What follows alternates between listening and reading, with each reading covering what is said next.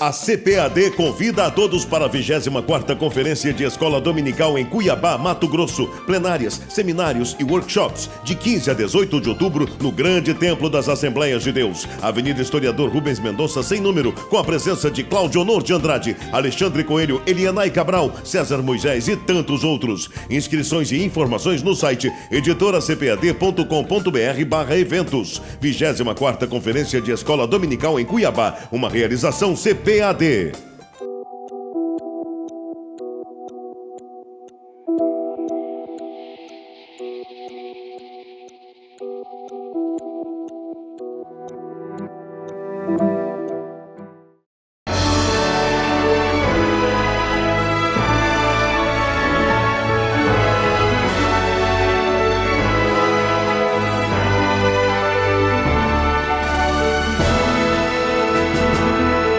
Subsídios.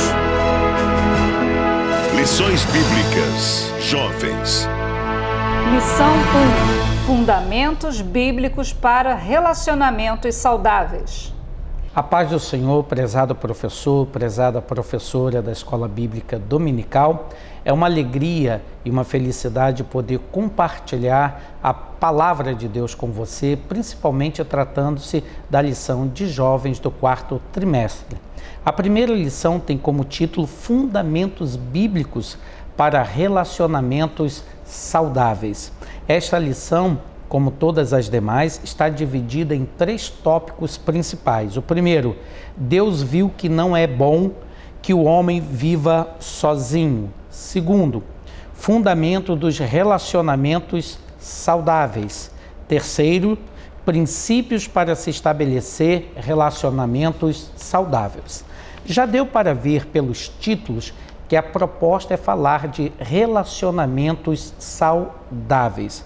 E a proposta fundamental é descrever os relacionamentos saudáveis a partir da perspectiva cristã, da perspectiva evangélica, da perspectiva das Sagradas Escrituras. Isto porque, dentro do pensamento moderno, há muitas descrições de como o indivíduo pode ter um relacionamento saudável e manter esse relacionamento saudável dentro da sua comunidade. Mas as ciências, como a sociologia, a psicologia, a antropologia e outras ciências humanas que cuidam e tratam do relacionamento humano, elas sempre têm uma perspectiva humanista a partir do horizonte do próprio homem.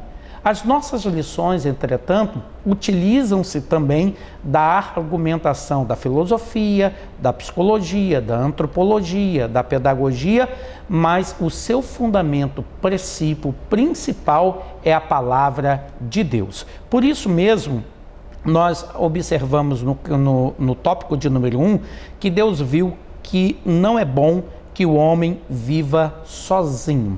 O objetivo principal desta lição é descrever os fundamentos teológicos dos relacionamentos cristãos a partir da criação do homem. Algo que você precisa descrever para os seus alunos é que Deus criou o homem e este homem, portanto, é distinto dos demais seres da criação devido à imagem de Deus que está sobre o homem.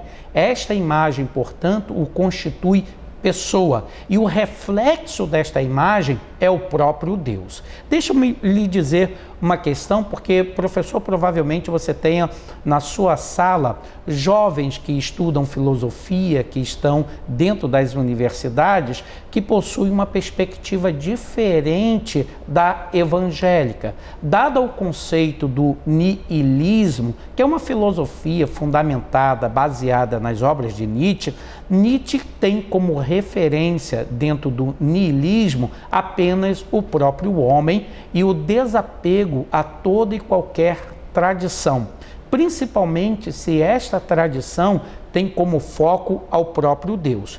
Nós cristãos explicamos a humanidade do homem e a natureza do próprio homem a partir da imagem de Deus. Deste modo, portanto, nós temos um referencial para falar e explicar acerca do homem que está para além do próprio homem. É o que se compreende como pensamento metafísico, como pensamento ontológico. O próprio Descartes, na modernidade, ele disse que ele era um ser imperfeito, mas que, no entanto, ele tinha uma ideia de perfeição. Isso ele disse na sua obra Discurso do Método. E ele disse: eu sou um homem imperfeito e tenho a ideia de perfeição, de onde me advém esta ideia, já que a perfeição não está em mim porque eu sou imperfeito? Ele diz: essa ideia vem, portanto, de Deus, vem meta-histórico, vem para além do humano. Então, a concepção cristã, ela sempre se refere aos seus relacionamentos dentro da perspectiva do próprio Deus. No entanto, a partir da filosofia moderna, Deus será, portanto, abandonado, Deus será, portanto, expulso dentro das explicações da natureza e do próprio ser humano, e a partir daí o homem servirá como referencial de si mesmo para estabelecer seus próprios valores, aquilo que Nietzsche defendeu muito bem como humanismo e depois filósofos posteriores a Nietzsche fizeram. Nossa perspectiva evangélica, no entanto, é o próprio Deus como referencial daquilo que nós devemos ser e viver. Todavia, Deus vive numa realidade que não é nossa e cuja natureza não é nossa, mas cujos atributos comunicáveis ou morais nós também podemos participar, como diz a Bíblia, que o homem foi feito em verdadeira justiça e santidade, segundo o apóstolo Paulo, em Efésios, no capítulo 4, versículo 24. Nessa perspectiva, portanto, nós falamos do homem a partir da imagem moral e da pessoa de nosso Senhor e Salvador Jesus Cristo, Deus encarnado. Então, se tivermos que tomar como referencial daquilo que o homem ser, daquilo que o homem deve viver e daquilo que o homem deve falar, apoiar ou condenar, nós os temos na pessoa bendita do Senhor Jesus Cristo, que como Deus que era,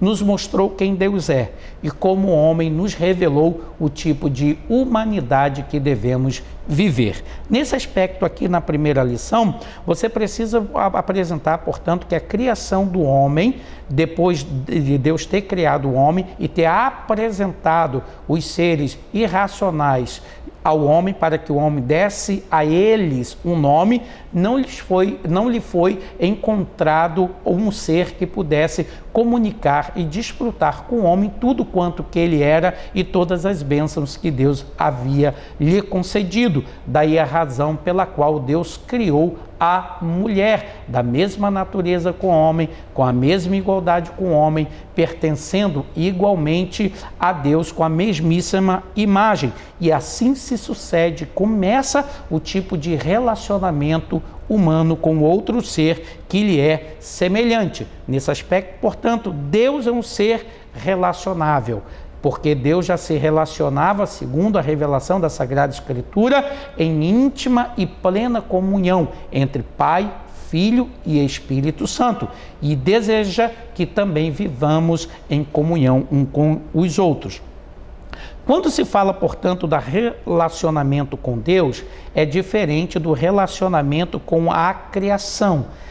O relacionamento com Deus se dá em inteira comunhão de personalidade, comunhão correspondente, onde a imagem de Deus reflete o próprio homem e o homem reflete essa imagem de Deus, sem contudo ele ser um ser divino, mas um ser humano como tal.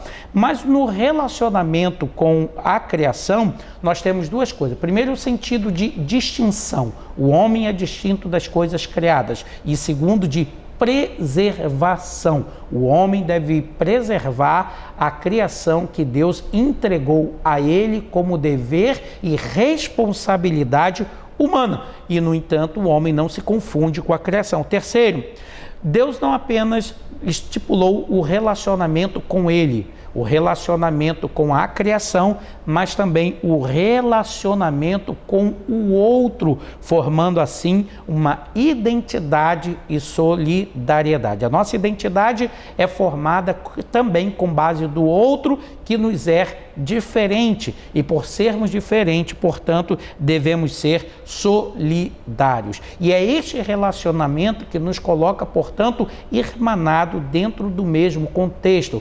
Quando o famoso poeta John Donne disse que ninguém é uma ilha, mas todos nós fazemos parte do continente, ele estava querendo afirmar com essa frase das suas Meditações 17, que tudo que acontece a um acontece de igual modo ao outro, que os sinos que ele ouvia na catedral tocando, anunciando um velório, era na verdade um sino que tingia a favor ou contra os que estavam vivos, porque não era um alerta para o morto, mas era um alerta para o vivo. E assim, portanto, nos sentimos irmanados. O que acontece a um, acontece necessariamente a outro. E nós somos igualmente responsáveis pelo outro, como o outro também é responsável por mim, porque todos fazemos parte da mesma humanidade. No tópico 2, fundamento dos relacionamentos saudáveis, nós destacamos aqui 3 coisas. Primeiro,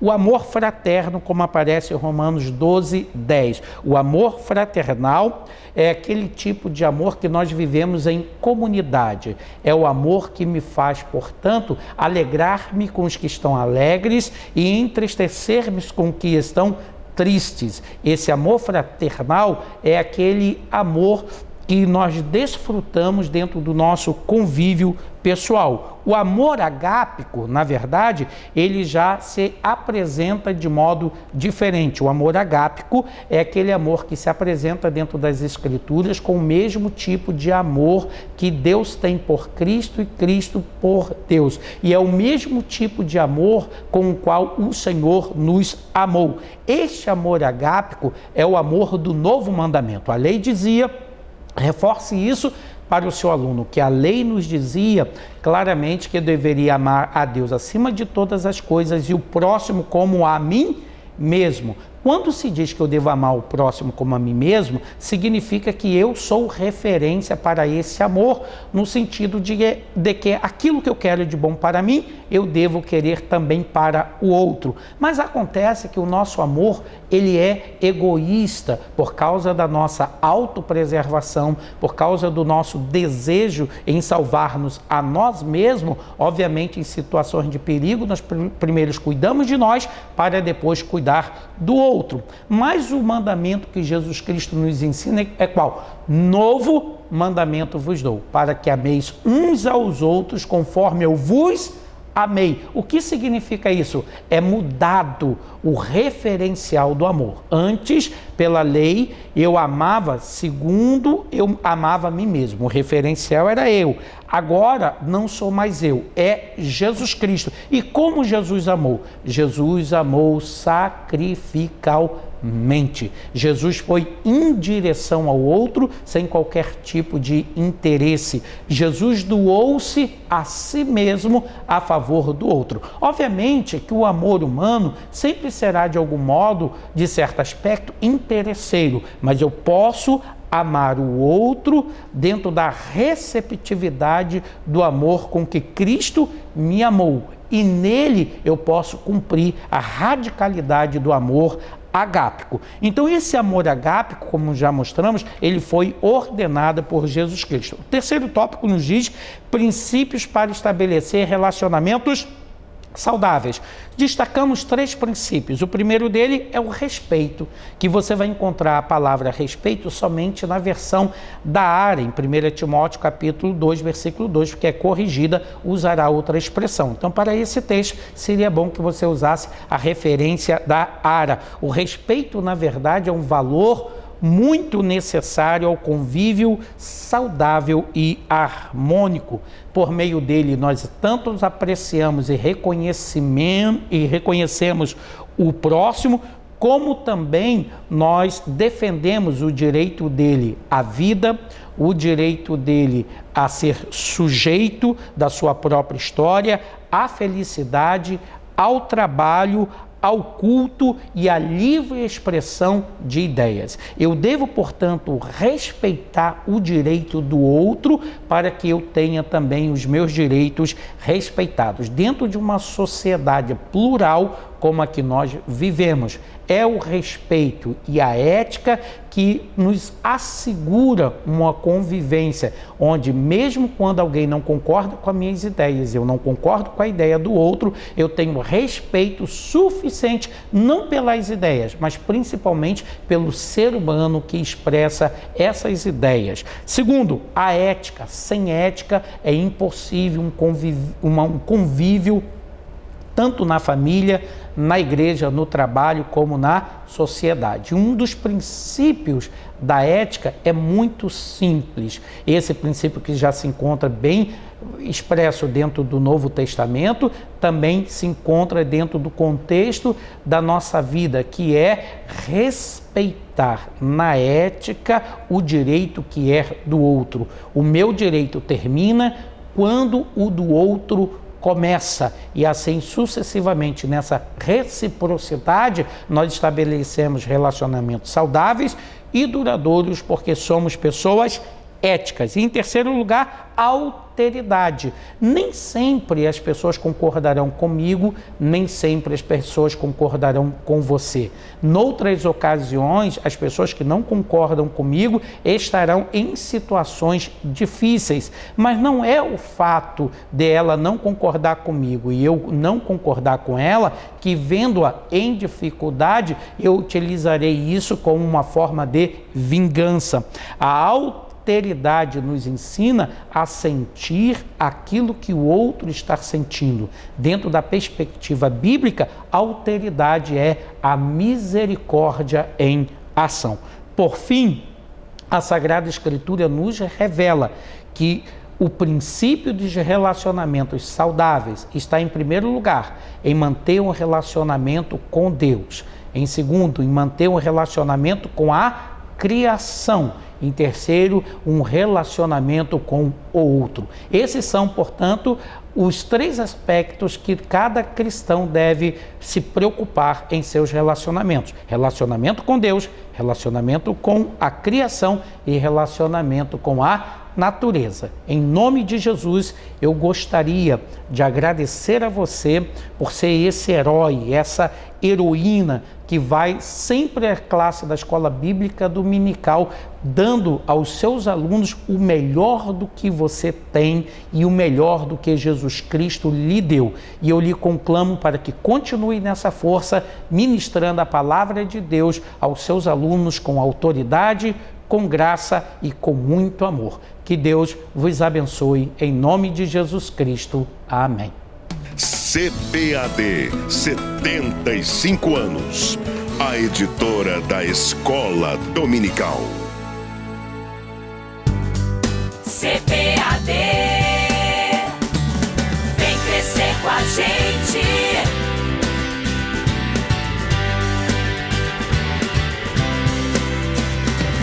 CPAD, vem crescer com a gente.